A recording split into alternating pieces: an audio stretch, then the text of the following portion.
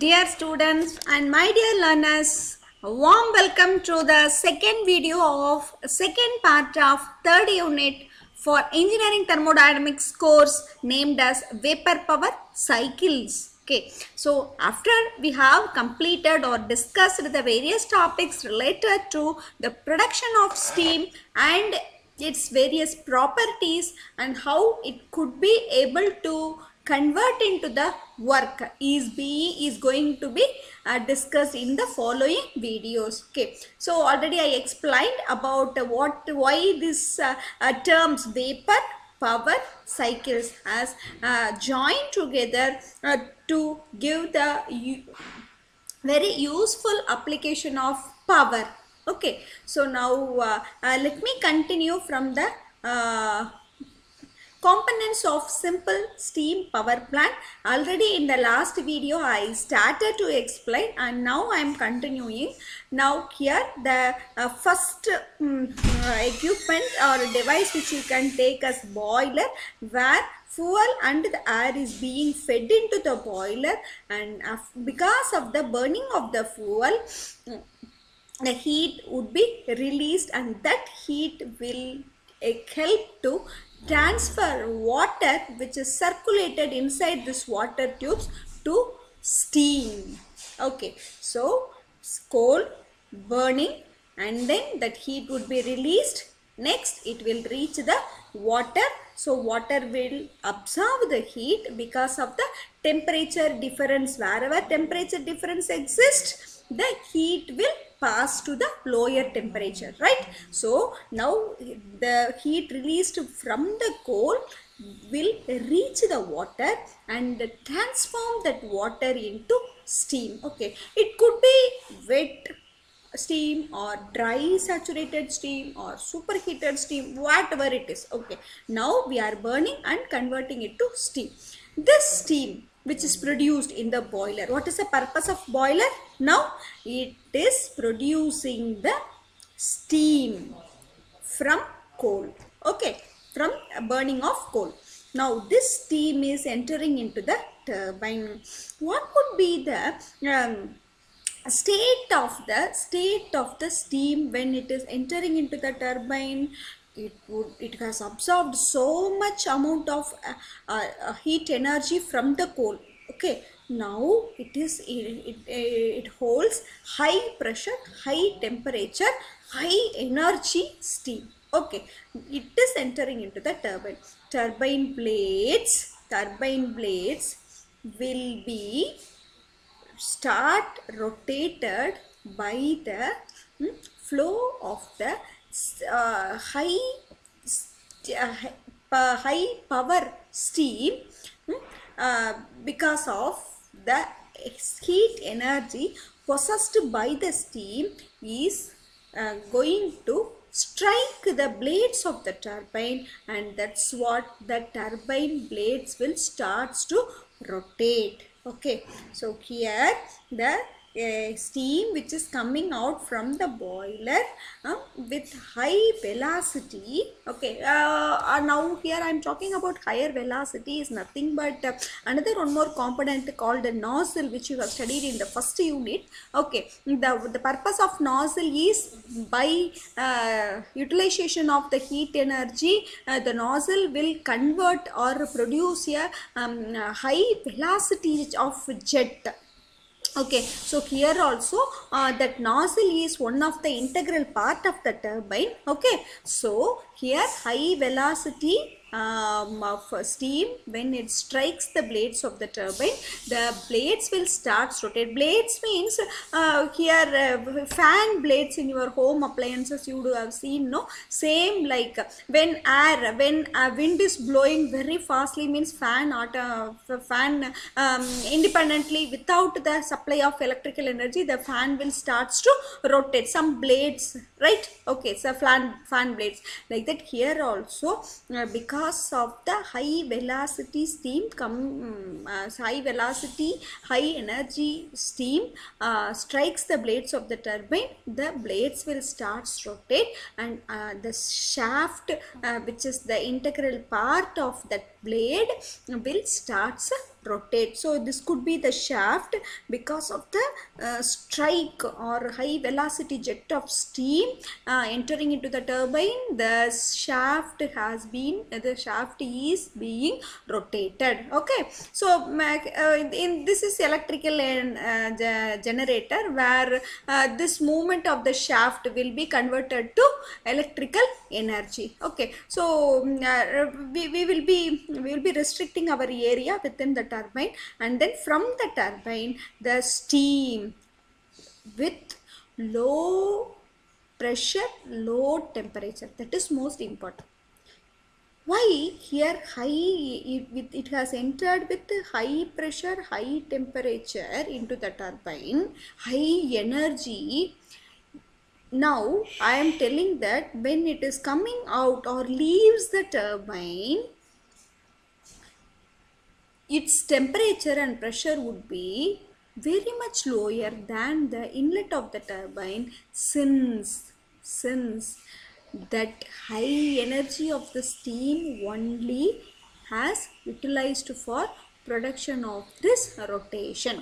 Okay, nothing but please understand, heat energy, steam production, steam has given its energy to shaft. Okay, now it is coming with low energy. When you are coming out of the theater, how you would be very sad, like the film has ended, so again boring life to home studies, like that when the steam is coming out of the turbine or leaving the turbine, it would be having a very lesser temperature and pressure. All that high temperature, pressure, energy, enthalpy, everything only has given or converted to movement, rotation of the shaft here. Okay, so when it comes out here, steam, the warm water would be circulated through the tubes, and this steam's temperature and pressure, steam temperature and pressure will be absorbed by this water, here the cooling water is circulated, so that the heat from the steam is taken by the cooling water, where the phase change occurs from steam to water. Okay, this device is called a condenser. Okay, condenser, I told you the application of condenser is, you would have seen in your home appliances, refrigerator, where condenser is utilized for converting from gaseous phase to liquid phase. So boiler and condenser, please listen students, boiler and condensers are two devices used for phase change. Here water is converted to steam in boiler.